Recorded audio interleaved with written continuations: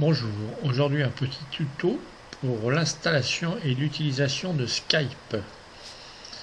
Donc vous allez dans un premier temps, on va se rendre sur skype.com, on va dans la partie téléchargement et on choisit télécharger Skype pour Windows. Le logiciel d'installation de Skype a été téléchargé. Nous nous retrouvons dans notre répertoire de téléchargement. Je double-clique sur le logiciel. Windows nous demande si c'est bien nous qui avons fait la manœuvre. On fait oui, on accepte.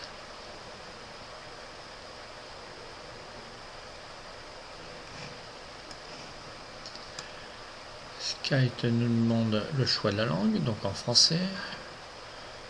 Nous acceptons les conditions d'utilisation de Skype après les avoir lues.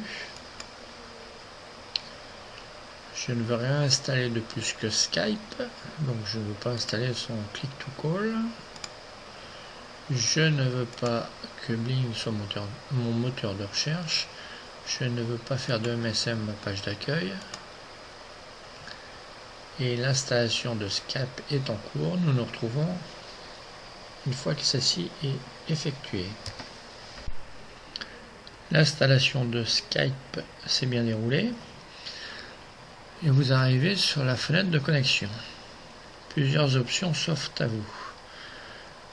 Soit créer un compte Skype, soit se connecter avec un compte Microsoft, soit se connecter avec un compte Facebook. Plusieurs options différentes. Le compte Microsoft, ça veut dire que avec votre compte Microsoft, vous faites tout, vous ouvrez votre session Windows sur Windows 8, Windows 10, vous allez acheter des applications pour Windows 8, Windows 10, etc. Si vous connectez avec Facebook, tous vos amis seront arrivés en même temps sur Skype, parce que c'est ce que vous voulez, je ne sais pas. Autrement, vous pouvez créer un compte. Donc vous cliquez là-dessus, ça vous ouvre la connexion sur Skype. Et là, vous pouvez vous créer un compte Skype avec votre nom, votre prénom, votre adresse mail, etc., votre date de naissance, etc., etc. Vous pouvez ne pas donner votre numéro de téléphone si ça vous arrange. Et autrement, vous pouvez donner le nom que vous voulez, l'adresse mail que vous voulez, etc. Il vous faudra également un mot de passe. Voilà.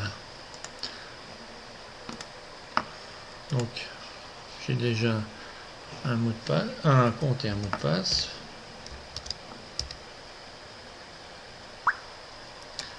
Et vous arrivez sur votre compte. Dans un premier temps, il va vous falloir paramétrer l'application pour qu'elle réponde à tous vos besoins. Vous allez dans Outils, Options. Dans les paramètres généraux, vous avez des paramètres à choisir. Donc, vous voulez appeler un contact en double-cliquant sur son avatar. Donc, vous pouvez le garder. Lancer Skype au démarrage de Windows, bon, ça c'est vous qui voyez, c'est pas obligatoire non plus. Afficher les images, afficher les aperçus avec le bar latéral.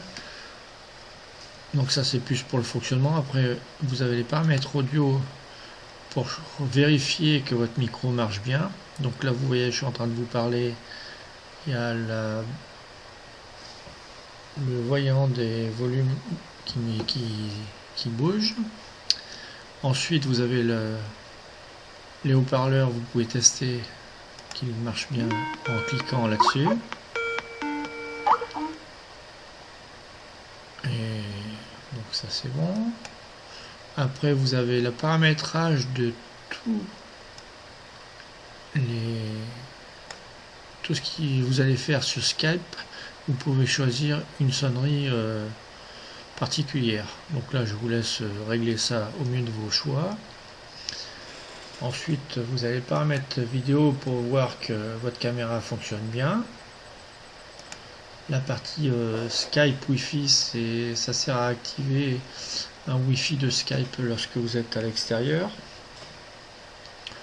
Skype Translator, on n'en parle pas. La vie privée, vous pouvez régler pour accepter les appels, la vidéo, le partage. Alors vous pouvez régler pour tout le monde, pour les personnes de votre contact, pour personne. Donc c'est à vous de choisir, mais il faudra penser à venir régler ces paramètres. Les utilisateurs bloqués, vous pouvez bloquer des utilisateurs qui vous envoient des messages là, que vous connaissez pas. Vous pouvez dans les paramétrages des appels autoriser tout le monde à vous appeler, ou n'autoriser que les personnes de la liste de vos contacts. Donc, vous pouvez, à vous de choisir. La liste de vos contacts sera augmentée petit à petit au fur et à mesure que vous connaîtrez du monde, quoi. Envoi d'appel, bon, ça c'est pour envoyer les appels. Quand vous téléphonez avec Skype, bon, je vous en parle pas. La boîte vocale également. Les paramètres vidéo, ben là vous voyez que votre webcam fonctionne. Voilà, et avancer.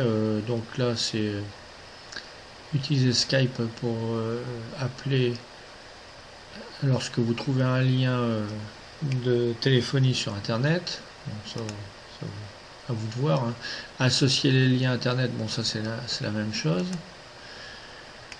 Gardez Skype dans la barre des tâches, vous verrez si ça vous arrange ou pas, à vous de choisir. Donc et les mises à jour, si vous voulez désactiver les mises à jour automatiquement ou avoir des mises à jour de Skype automatiquement. Voilà les paramètres principaux que vous devriez vérifier.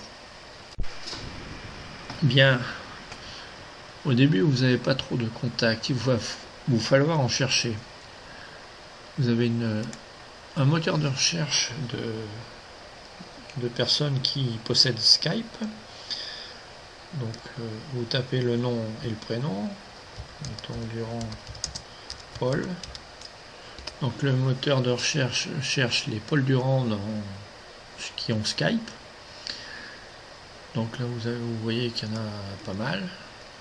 Vous cherchez ceux qui vous intéressent. Mettons que c'est le Paul Durand qui habite à Nantes que vous connaissez. Vous pouvez l'ajouter à vos contacts. Vous pouvez l'appeler directement, soit par vidéo, soit par vidéo et son, soit rien qu'avec le son. Vous pouvez tout d'abord lui envoyer un petit message pour lui dire que bonjour, je suis nouveau sur Skype, je m'appelle Bergson et je voudrais t'avoir comme contact. Ça serait un peu plus poli. Voilà, ça c'était pour chercher vos contacts et les ajouter dans votre liste de contacts. Bien, vous avez réglé votre application, vous avez trouvé un correspondant, il ne vous reste plus qu'à l'appeler. Vous cliquez sur le correspondant et vous l'appelez.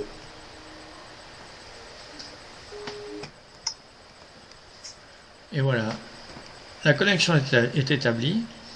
Vous pouvez passer en grand écran.